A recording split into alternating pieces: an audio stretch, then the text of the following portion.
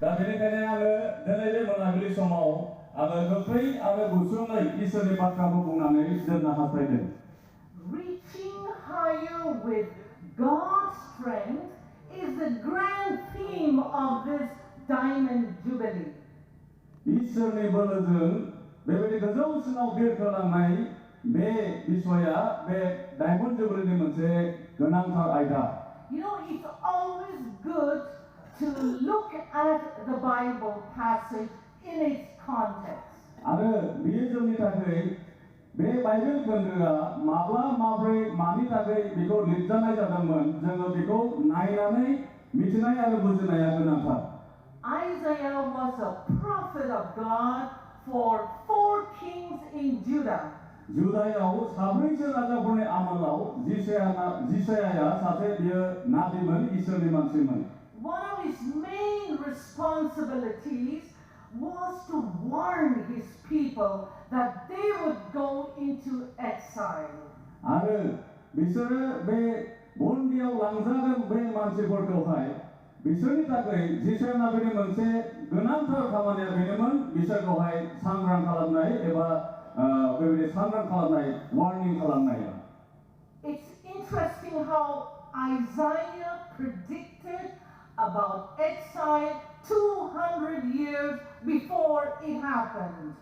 जुदानि इजराइलारिफ्रा बन्दियाव लांजानायनि 200 बोसोर सिगांनो बे इजराइलारिफ्रा जे मोनसे समाव बन्दियाव लांजागोन बेखौहाय मिथिहोग्रोनाय जादोंमोन, रायथिहोदोंमोन। But along with the warning, Isaiah also proclaimed the grace of God. बेबायदि सांग्रां खालामनाय एबा वार्निं होनायजों लोगोसे बियो इजराइलारिफोरनो माखासे बेबायदि आसानि रादाबखौबो बियो होदोंमोन। God was determined to bless them even if they had turned away from him. जदियो इजराइलारिफ्रा जुदायारिफ्रा इसोरनि गोजानाव बेबायदि थांदोंमोनब्लाबो इसोरा बिसोरखौ बोर होनो थाखाय थिरांथा खालामदोंमोन। See, that's how we find in chapter 40 God's word of encouragement and comfort to the people. आरो बै जुदायारि इजराइलारिफोरनि थाखाय इसोरनि बेबायदि मोनसे गोजोनलायनाय खौरांखौ जोङो जिसाया बिजाबनि 40 बाहागोआव जों मोननो हायो। Verses 28 and 29 reveal some great characteristics of God. बे जिसाया 40 बाहागोनि 28 to 28 आरो 29 सिरिसिमाव बे बोलोग्रा इसोरनि माखासे आखुथायफोरखौ जों बेवहाय मोननो हायो। Isaiah cries out to the people and he says, जिसाया गावनि मानसिफोरखौ बियो गाबज्रिनानै गाबख्रावनानै बुंदोंमोन। Do you not know? Have you not heard? The Lord is the everlasting God. नोंसोरो मिथियाखैमोन खोमा, नोंसोरो मिथिया नामा जे बै इसोरा बेयो अनजिमा गैयै सासे इसोर होननानै। He has no beginning and no end. बे इसोरहा जागायजेननाय आरो जोबनाय गैया। He is the creator of everything. आरो बे इसोरानो गासैनिबो सोरजिगिरि। He has unlimited power. आरो बेनि गोहो आरो बोलोफ्रा बेबायदि सिमा गैया। And his understanding is unsearchable. आरो बिनि गियानफोरखौ बेबायदि नागिरनो बिजिरस'नो हाया। He does not faint or grow tired. बेयो मेंग्लिया आरो लेलायनानै थाङा। What is amazing is this. बे मा एसे सोमोनांथाव बाथ्रा बेला। Isaiah points out that this great God reaches out to the people. आरो जिसाया नाबिया नैबे बेबायदि सासे सोमोनांथाव बोलोग्रा इसोरा जे गावनि मानसिफोरनि थाखाय बेहा बेबायदि अननाय दं बे बाथ्राखौनो बियो मिथिहोदोंमोन, फोसावदोंमोन। When we are physically, emotionally, spiritually weak, he increases power. बे इसोरा बेबायदि गावनि मानसिफोरखौ जेब्ला मानसिफोरा देहायारि बिथिङाव, आबेगारि बिथिङाव, जिउआरि बिथिङाव, गासैबो बिथिङाव लोरबां जायो, बेबायदि लोरबां जानाय मेंग्लिनाय समाव बे इसोरा बेयो फेदेरनो आरो बोलोगोरा खालामनो हायो। Isaiah says, even young men can grow tired and fail. जिसाया Nabia बुंदोंमोन जोहोलावफ्राबो मेंग्लियो आरो लेलायनानै गोग्लैयो होननानै But those who hope, who wait upon God, will never. नाथाय जाय मानसिफोरा इसोरनियाव भरसा खालामो बिनियाव लाबा गायो बिसोरो माब्लाबाबो फेलें जाया मेंनाय नङा होननानै Therefore, trusting and hoping in the Lord is the key to get into, to receive God's power. दा जोङो बेबायदि इसोरनि बे गोहोखौ बे बोलोखौ मोननो थाखाय मोनसे राहा लामाया बेनो जे जोङो इसोरनियाव भरसा खालामनाय आरो फोथायनाय He will renew our energy when our own resources fail.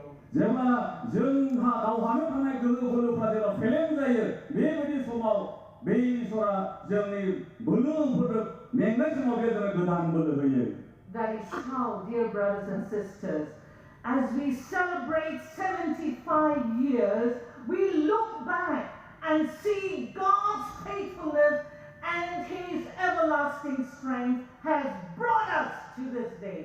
जोङो दिनै बे 100 बोसोरनि हिराथि रंजानायखौ फालिनायजों लोगोसे जोङो जोंनि थाबोनाय गारबोनाय समफोरखौ जों नायहरनि आरो जों गोसोखांनि बे थांनाय गोलाव समफ्राव इसोरा जोंखौ फोथायजाथावै जोंखौ जोंनि दुखु सुखु गासैबो समफ्राव माबायदि जोंखौ दैदेनबोदों गावनि बेबायदि अनजिमा गैयै अननायजों As we look forward to the future, this same everlasting God is ready to empower us so that we can reach higher with God's strength. आरो नैबे अनजिमा गैयै जोंनि इसोरानो जोंनि फैबाय थानाय जोंनि सिगां थांनांगौ जोंनि जिउ लामायावबो जोंनो नांनाय जोंनो गोहो बोलो बे इसोरानो जोंनो आवगायलांनो आरो इसोरनि बोलोजों गोजौसिनाव बिरखोलांनो बियो सहाय खालामगोन This is God's promise for you, dear Boro sisters in Christ. आरो नैबेनो इसोरनि मोनसे समायखिरा ख्रिस्ट'नाव अनजाग्रा आंनि बिब' बिनानावफोर Reaching higher with God's strength, however, cannot just happen. नाथाय बे इसोरनि बोलोजों जों गोजौसिनाव बिरखोलांनाया बियो ओरैनो हारसिङै जानानै फैनाय नङा I believe the Bible has shown how to go about. आं फोथायो बाइबेलाव जोङो इसोरा जोङो बे इसोरनि समायखिरा लानाय बायदि जों माबोरै आवगायलांनो हायो बेखौ इसोरा जोङो बाइबेलनि गेजेरजों दिन्थिदों So tonight, for the rest of the time, we will consider this. दा जोङो बे समनिफ्राय जोंहा जिखिनि समय दङ बेयावहाय जोङो बे आयदाखौनो जोङो एसे ध्यान खालामगोन Reaching higher with God's strength begins when we believe in Jesus Christ. इसोरनि बोलोजों जोङो गोजौसिनाव बिरखोलांनाया बेयो जिसु ख्रिस्ट'नियाव फोथायनायनिफ्राय जागायजेनो We will now read, our brother here to read Luke 13:10-17, and we will hear a story of a woman who believed in Jesus Christ and went higher in God's strength. जोङो दायो बे समाव जोङो लुकासनि 13 बालाबनि 10निफ्राय 17सिमाव आङो बेखौ बर' रावै फरायगोन जेराव जोङो सासे आइजोनि बाथ्रा जों मोननो हायो सासे गोग्लैसोनाय बेबायदि सैनांनाय गेलेनाय गोदोनाय सासे आइजोआ इसोरनि अननायखौ मोननानै माबायदि बियो दावगालांनो हादोंमोन जोङो बे बाथ्राखौ जोङो बेयाव जों फरायगोन आङो फरायनि जिसुनि मुङाव सानसेखालि साबातनि सानाव जिसुआ गंसे खुलुमग्रा न'आव फोरोंदोंमोन बेयाव सासे हिनजाव दंमोन बादुआ जिउ हमजानानै बियो बोसोर 10 बोलो गैयै जानानै दंमोन बियो खुजि बियो गावखौ फोथोंनो हाथारामोन जिसुआ बिखौ नुनानै गावनि खाथियाव लिंहरनानै होनदों आइ नों नोंनि बोलो गैयैनिफ्राय गबाय जिसुआ गावनि आखाइफोरखौ बे हिनजावनि सायाव दोनदों आरो बे समावनो बियो गोथों जानो हादों आरो बियो इसोरखौ बाख्नायदों जिसुआ साबातनि सानाव सोरखारनायनि खुलुमग्रा न'आव थानाय हादोरग्राफ्रा बोराबनानै मानसिफोरखौ होनदों खामानि मावनो थाखाय सानदुं सानफोर दं बिनिखाय साबातनि सानाव फैयालाबानो बे सानदुंनि गेजेरावनो फैनानै सोखाजानो हागौ फोरबोआ बुंफिनदों दिन्थिफाग्राफोर नोंसोरनि साफ्रोमबो गावनि मोसौ एबा गाधाफोरखौ साबातनि सानाव गलिनिफ्राय खेवनानै दै दौहैयाना अब्ला नै आब्राहामनि जोलैनि बे हिनजावखौ सैताना बोसोर 18 खानानै दोनदोंमोन बे खाजानायनिफ्राय साबातनि सानाव बियो खेवजानाया माबा हामा जाबायना जिसुनि बे बाथ्रायाव बिनि बिसारफ्रा बयबो लाजि मोनदों नाथाय बिनि सोमोन्दो गोनां हाबाफोरखौ नुनानै मानसिफ्रा रंजादों Who was this woman? No name, just a woman.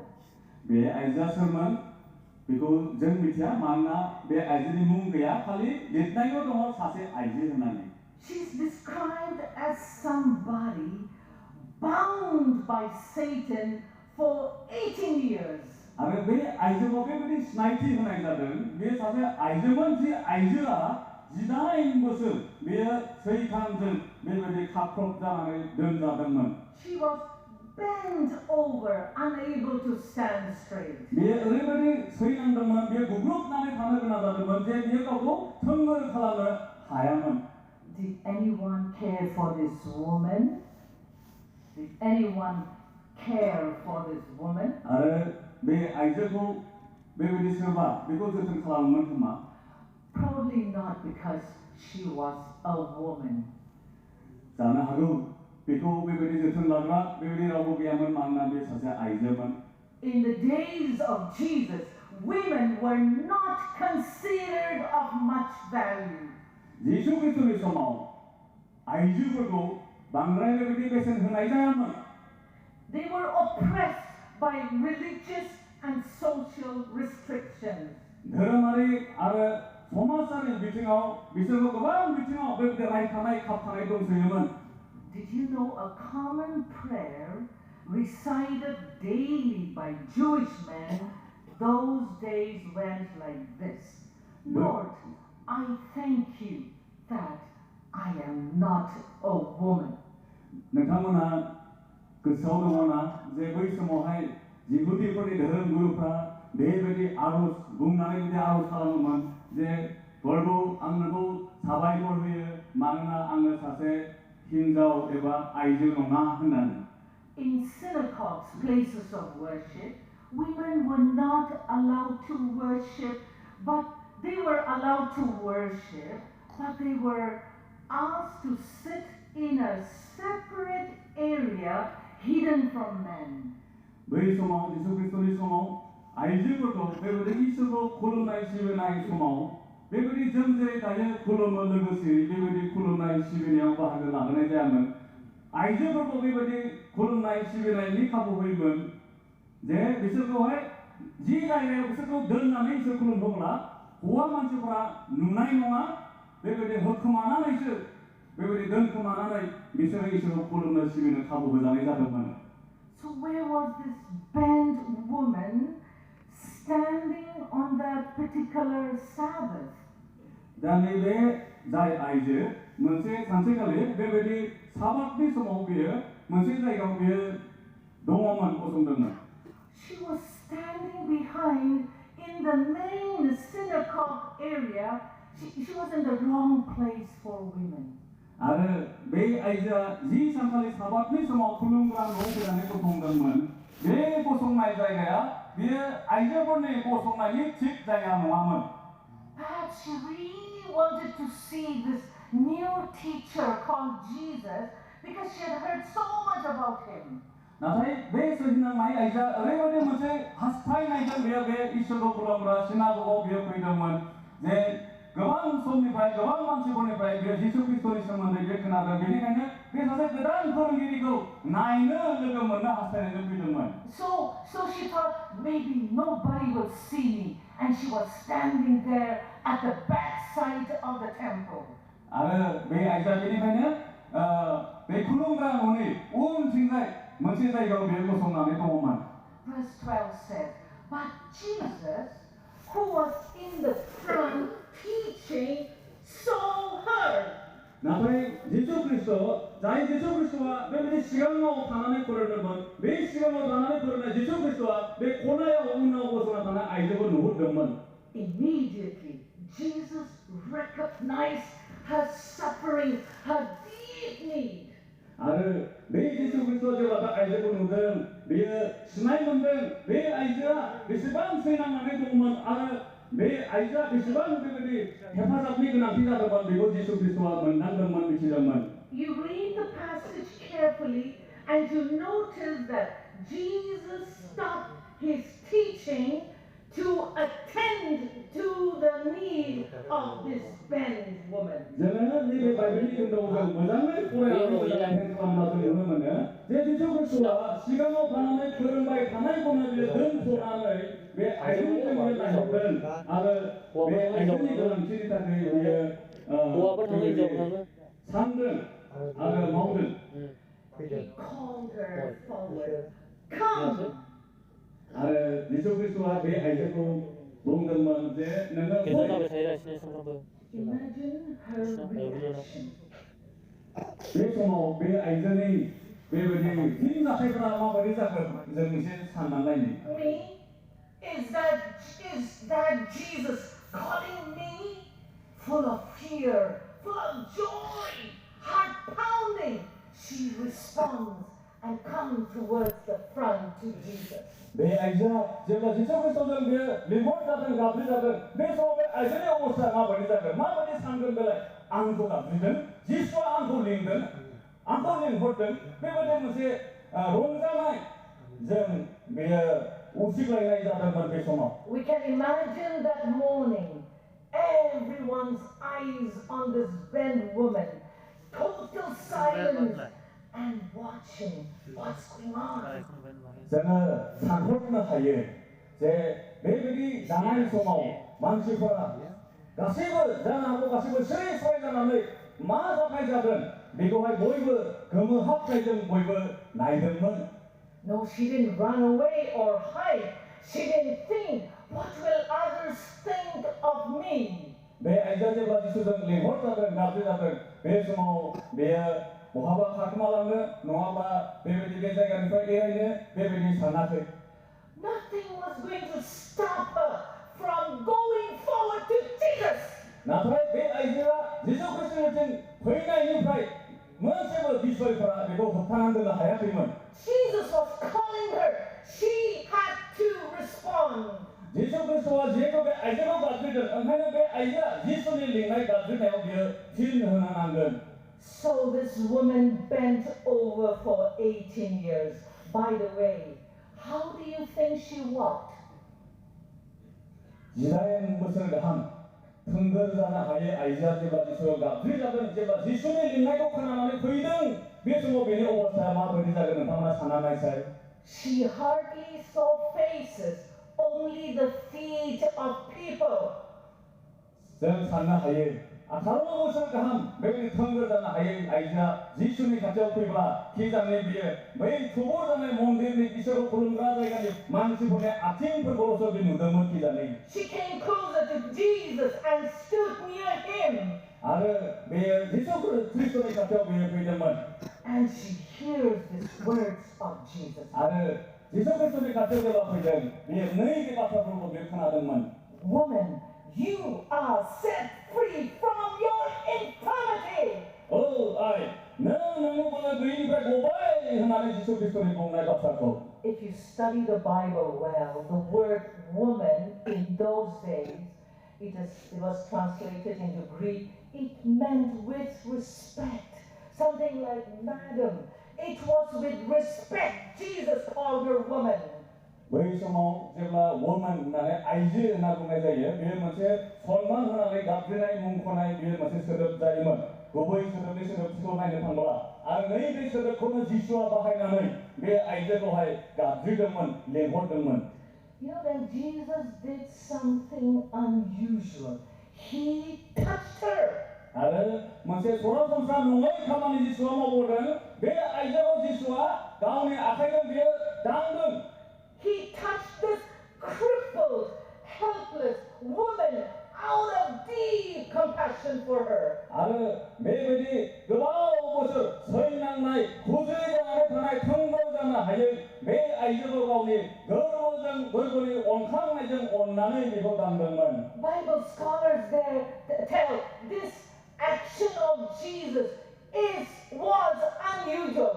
आरो Bible 비즈니스가 본디 비타모나 보면 제 매사나 매 아이들과 그 지속 그리스도의 마음이야 비어 소라선사로 하면 자발 가라 자팔로 하면 The laying of hands conferred meant conferring of blessing. Jesus was blessing her. 저와 사세만세도 매우리 당나이 만에 알고서 지속 그리스도의 아이들고 당나야 매 아이들도 매우리 거전 따이나이 알아 뭐 하나님은 심는 진출하자면 However, a man did not touch a woman in public. That was taboo. 나타이 보이스모 지훈의 권리 소마서 미신의 더러운 감지요 매우리 아이들 보고 사세 우아마시 당나야 매 미신의 감지롱하면 Do you realize Jesus was breaking traditions here to set a woman free from bondage and give her wholeness? 아르 매 아이들로 설하며 사세 아르 각prop만의 서인왕만의 각prop자는 왜 우당세하는 사세 서리고바의 가나이제 감지 그리고 지속 그리스도와 매 상관의 스파이는 Jesus was risking his own reputation to heal this woman. 아르 매 아이들로 설하며 사세는 지속 그리스도와 가오니 만소망 너서자가 남아자건 내가 설브 리스도 베라더문 And immediately the miracle took place. She stood straight. 아르 너더는 뭐제 성원한 보다 배자들 매자들 매베리가 뭐 평가하나 하여이 배사세 아이즈나 지속 그리스도의 온라인을 만나는 비어 평가를 고승을 하더문 One touch of Jesus was enough for this bent woman to stand straight. 아르베 몽성함의 구조에라는 하와이 서인왕나이와 아이들이자의 지속 그리스도의 콘세로 당내야는 더 자세가 되면 Beloved brothers and sisters, when Jesus touches us, 그리스도의 온전과 믿어 공부의 요단을 볼 제가 지속 그리스도와 전통 당은 He touches our hearts, our body, our mind, and our spirit. We are set free. 매일 이소라 전통 전님 지오 모든 암에 가사이 그걸 미에 당을 알아주고 가사이 매일이 가장의 폴리파이 온리파이 결정을 우당스러워요. No matter how big our problems, nothing can hold us down. 자이기자를 금리 쟁나프라든고 혼탕을 낚시나 하야 바 아르 매이서라 정리 가사이 매일이 암자 매일이 서인왕의 쟁나 개털고 벗산다 민다리 먼식을 돌았다 아르 기지자이거야. And how did this woman respond? 아르 내 아이가 마바리가 진나이들은 So far, she has not uttered a single word from her mouth, just silently obeying the command of Jesus. 내 가세 나팔파제 받아가면 지수하제 가지고 링홀드면 다심하라게 내 아이가 홍시버스도 미에 가운데 구가 이프라이에 디우나세. Oh, but as she stood straight, she praised God. 제가 비에 지수니 온라인에 제가다내가 문든 비에 정말 고성나나 비에 이슈고 박내가 문든. The woman bent for 18 years, now opened her mouth and praised God. 자의 아이가 이자인 것을 한 매일이 서인왕남의 매일이 단한동은 매 아이가 다냐 이슈니 온라인 점 제가다내가 문나네 비에 너도 비에 이슈고 박내가 문든. The impossible has taken place. Jesus has healed her 지수 그리스도의 아이들로 설하와에 fearlessly and without any shame. She praised God. 아르 제부 지나야 아르 제부 손대고라야 봐. 내 아이가 있어도 막내는 고마서이. But did everyone rejoice with her? But did everyone rejoice with her? 나중에 너희 구름과 농 조통나이 마시 보라. 내 아이들을 부르는 것에 용사들 만나. The leader of the synagogue was so angry and scolded her. 아르 너희 구름과 너희 논이 신하국리자의 리듬들이 볼 미탕문화 내가 파이리사요 아르베 아이들이사요 이스라엘가 정전. There are 6 days for work. Why did you not come there and be healed on those days? 아르 막세 마차포정 미스를 정카이던 제 뭐의 부분 삼포로 만들고야 그 Jesus interrupted and exposed his hypocrisy. आरो जिसु ख्रिस्ट'आ बिसोर बेबायदि बाथ्रा बुंनायनि गेजेराव जिसु ख्रिस्ट'आ बिसोरनो फिन होदों आरो बिसोरनि दिन्थि लाग्रा बे आखुथायखौ लानानै बिसोरखौ बाथ्रा बुंदों. He said, don't you also take out your oxen and donkeys for a drink of water on Sabbath?